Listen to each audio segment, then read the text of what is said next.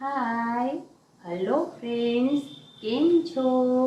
જય શ્રી કૃષ્ણ. હું છું દીપ્તિ બારાઈ અને તમે જોઈ રહ્યા છો દીપ્તિ બારાઈસ કિચન. ફ્રેન્ડ્સ, સાતમ આઠમ અને દિવાળી જેવા તહેવારો આવે તો આપણે ઘરના અવનવા નાસ્તા તો બનાવતા જ હોઈએ છીએ. ફ્રેન્ડ્સ, આપણે બહારગામ જતા હોઈએ ત્યારે પણ આપણે સાથે ઘરના નાસ્તા લેતા જ હોઈએ છીએ. તો ફ્રેન્ડ્સ, આજે હું પણ તમને મારા આ એપિસોડમાં નાસ્તાની જ તદ્દન યુનિક અને હેલ્ધી રેસીપી બતાવવા જઈ રહી છું, જેનું નામ છે રાગી મીઠી પૂરી. ફ્રેન્ડ્સ, નામ સાંભળતા જ તમને થયું હશે કે પૂરી તો આપણે તેલમાં ડીપ ફ્રાય કરતા હોઈએ છીએ, તો આ નાસ્તો હેલ્ધી કઈ રીતે? પરંતુ ફ્રેન્ડ્સ, આ રાગી મીઠી પૂરીને મેં તેલમાં તળી નથી, પરંતુ ખૂબ જ ઓછા ઘીમાં શેકી લીધી છે. માટે આ પૂરી હેલ્ધી છે, ટેસ્ટી છે, સાથે ક્રિસ્પી પણ છે. તો ફ્રેન્ડ્સ, આપણે હેલ્ધી રાગી સાથે હેલ્ધી રાગી પૂરી બનાવવાનું શરૂ કરીએ, જેનું નામ છે રાગી મીઠી પૂરી.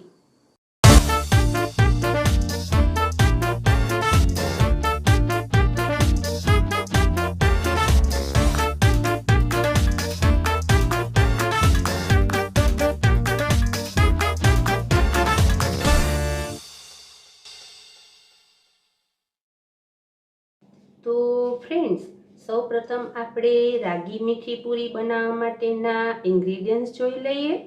એના માટે 1 બાઉલ રાગીનો લોટ, જે લોટ મેં ઘરે જ બનાવેલો છે. મિલેટને 10 થી 12 કલાક માટે પાણીમાં પલાળવા ખૂબ જ જરૂરી છે. મેં આ પ્રોસેસ કરીને જ ઘરે લોટ બનાવેલો છે. માટે 1 બાઉલે રાગીનો લોટ લઈશું, 1 બાઉલ દેશી ગોળ લઈશું, જરૂર મુજબ પાણી લઈશું, 1 ટેબલસ્પૂન કાચા તલ લીધેલા છે અને શેકવા માટે દેશી ઘી લીધેલું છે.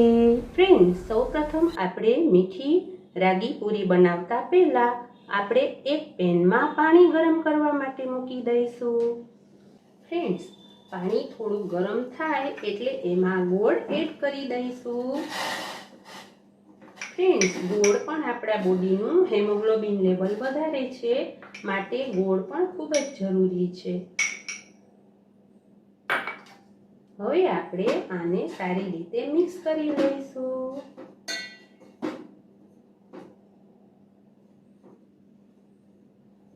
ગોળ ઓગળે ત્યાં સુધી ગરમ કરી લઈશું.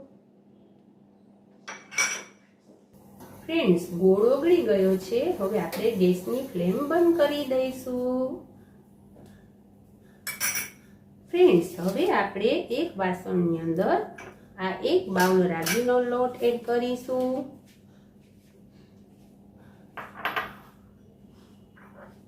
ત્યારબાદ 1 ટેબલસ્પૂન કાચા તલ એડ કરીશું.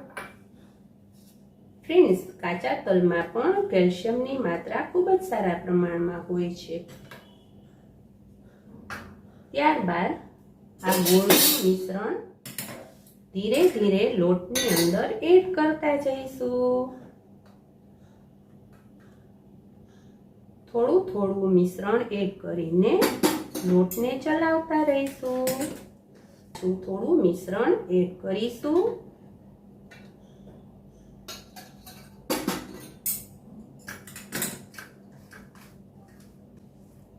ગોળનું મિશ્રણ થોડું ઠંડુ થઈ ગયા બાદ હાથેથી જ આ લોટને સારી રીતે મિક્સ કરી લઈશું અને પૂરી માટે નાના નાના લુવા વાળી લઈશું.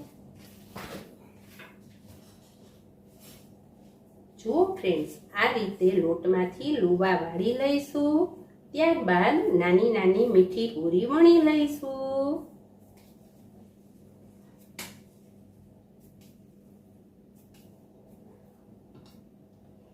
પૂરી વણવા માટે પણ આપણે રાગીના લોટનો જ ઉપયોગ કરીશું.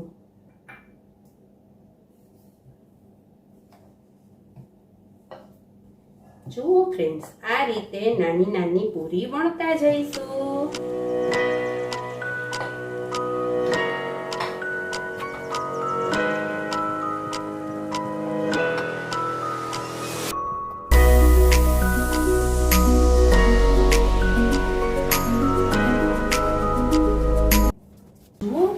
હવે આપણે આ રાગી મીઠી પૂરીને ડીપ ફ્રાયની બદલે નોનસ્ટિક તવી ઉપર સેલો ફ્રાય કરીશું.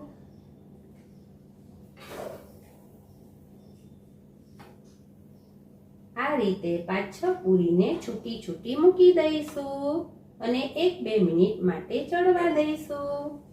1-2 મિનિટ બાદ હવે આપણે આ રાગી પૂરીને પલટાવી લઈશું.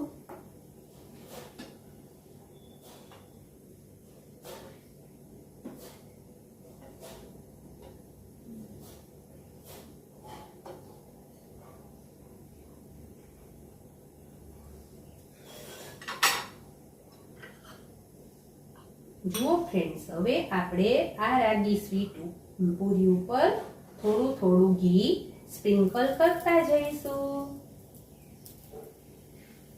અને બીજી સાઈડ પણ 1-2 મિનિટ માટે ચડવા દઈશું.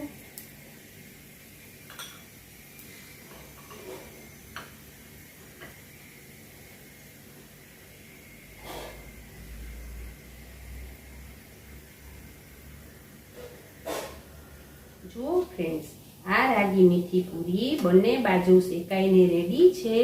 હવે આપણે આ રાગી મીઠી પૂરીને એક પ્લેટની અંદર કાઢી લઈશું.